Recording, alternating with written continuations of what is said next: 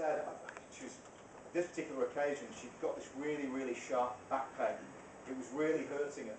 It was real bad back pain. And my mum is one of those people, you know, who kind of, you know, your parents might be the same. They don't like to show pain, right? They're like, I'll just get on with it. I'm fine. I don't need any help. I don't need to go to the doctor. I'm fine. I'll get on with it, and everything's okay. So she went to the doctor. The doctor gave some painkillers. So okay, cool. With her medical history, they felt that the painkillers were the best thing for her. A few days later, I spoke to her again, and she was now in bed. She couldn't actually get out of bed because her back pain was so bad. And this was the following Wednesday. And so I started to get slightly concerned. Mum doesn't normally moan and whinge this much when she's, you know, she normally just gets on with it. But she said literally, I'm in a lot of pain. I'm really in a lot of pain here. And so a couple of nights later, it was the Friday night, I had this urge to phone my mum. And I thought, it's a bit late, it was 10:30 or something, and I thought, I'm not going to phone her. So 8:30 Saturday morning, I got a call on my mobile. I was just on the way to a personal training session. This is going back to 2008. And my dad phoned up, and he said, your mum's died.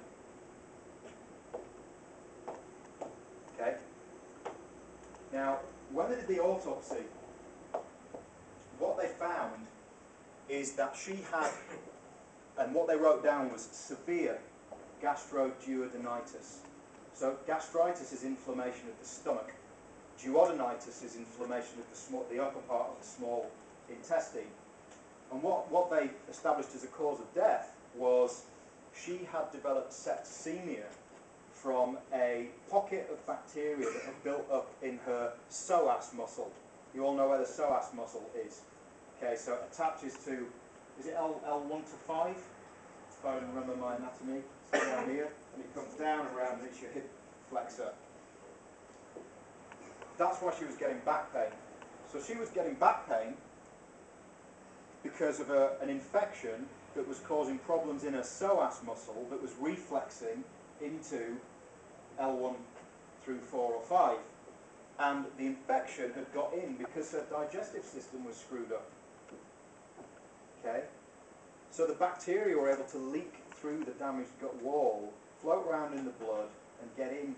And when that pocket of bacteria burst, they just went all around the body, and it was literally, my dad said, you've never seen anything like it. It was just, she just went from there to there. Bang. That's why I do this work, ladies and gentlemen, to stop this happening to other people.